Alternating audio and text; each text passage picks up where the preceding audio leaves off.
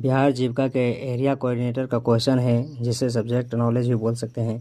For area coordinator करा बिहार ग्रामीण आजीविका मिशन, आजीविका परियोजना यानी बिहार रूरल लिवलीहुड्स प्रोग्राम का दोहरा उद्देश्य क्या है ना। जैसा कि रिपोर्ट में बताया गया है, बिहार ग्रामीण आजीविका परियोजना का दोहरा उद्देश्य क्या है, जैसा कि रिपोर्ट में बताया गया है। पहला क्वेश्चन कह रहा है ग्रामीण गरीबों को केवल आर्थिक सशक्तिकरण करना, केवल आर्थिक सशक्तिकरण करना नहीं होगा, ग्रामीण गरीबों का सामाजिक और आर्थिक सशक्तिकरण। बिल्कुल सही, बी ऑप्शन ही करेक्ट आंसर होगा।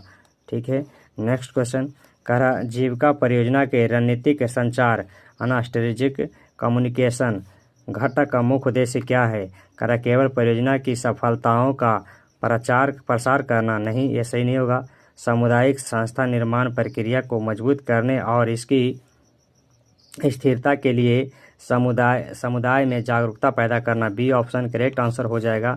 नेक्स्ट क्वेश्चन कह रहा है 2006 में ऐसा क्या विशेष अवसर उत्पन्न हुआ जिससे जीविका परियोजना को पंचायती राज संस्थाओं के साथ मिलकर काम करने का मौका मिला।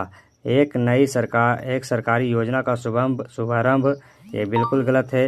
नेक्स्ट क्वेश्चन कह रहा है पीआरआई चुनावों में लगभग 60% पदों पर महिलाओं का चुना जाना, जिसमें से कई लक्षित समुदायों से थी, बी ऑप्शन करेक्ट आंसर हो जाएगा। नेक्स्ट क्वेश्चन का सामुदायिक पेशेवरों जैसे बही खाता लिखने वाले बैंक मित्र की सेवाओं को दीर्घकाल में बनाए रखने के लिए उन्हें काम पर रखने और भुगतान करने के लिए कौन जिम्मेदार है। तो कौन हो जाएगा, क्या राज्य परियोजना प्रबंधन इकाई हो जाएगा, एसपीएमयू हो जाएगा, नहीं है ना। नेक्स्ट कह रहा है कि जिला प्रशासन होगा, नहीं, ये भी सही नहीं होगा। स्वयं सामुदायिक संस्थाएं सीबीओ, ये बिल्कुल सही है, सी ऑप्शन ही करेक्ट आंसर होगा 44 का।